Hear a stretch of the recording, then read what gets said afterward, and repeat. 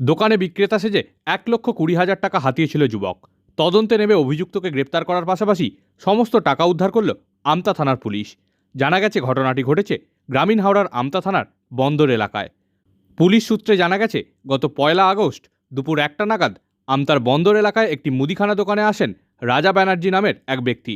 তিনি নিজেকে একটি নামী দুধ কোম্পানির ডিস্ট্রিবিউটর হিসাবে পরিচয় দেন। ওই যুবক দোকানের মালিককে জানায় তার সাথেই রয়েছে সামগ্রী। সেই মোতাবেক রাজা ব্যানার্জিকে নগদ 1,20,000 টাকা দেন দোকানের মালিক। দোকানের মালিককে যুবক জানায় মিনিট 20-র মধ্যেই মালটি তার দোকানে পৌঁছে যাবে।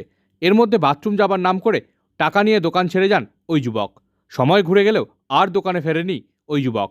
এরপরই গত 2রা আগস্ট আমতা থানায় বিষয়টি নিয়ে লিখিত অভিযোগ দায়ের করেন দোকানের মালিক। আমতা থানার ওসি মফিজুল আলমের নেতৃত্বে ঘটনার তদন্তে নামে পুলিশ। বিভিন্ন সূত্র ধরে অভিযুক্তের ফোন নাম্বার জোগাড় করে পুলিশ। সেই ফোনের সূত্র ধরে অভিযোগ দায়েরের 48 ঘন্টার মধ্যে হুগলির জাঙ্গিপাড়া এলাকা থেকে অভিযান চালিয়ে রাজা ব্যানার্জি নামের ওই যুবককে গ্রেপ্তার করে পুলিশ। অভিযুক্তকে আদালতে তোলা হলে বিচারক 3 দিনের পুলিশ হেফাজতের নির্দেশ দেন। অভিযুক্ত যুবককে গ্রেপ্তার করার পাশাপাশি সোমবার অভিযুক্তের বাড়ি থেকে সমস্ত টাকা উদ্ধার করেছে পুলিশ।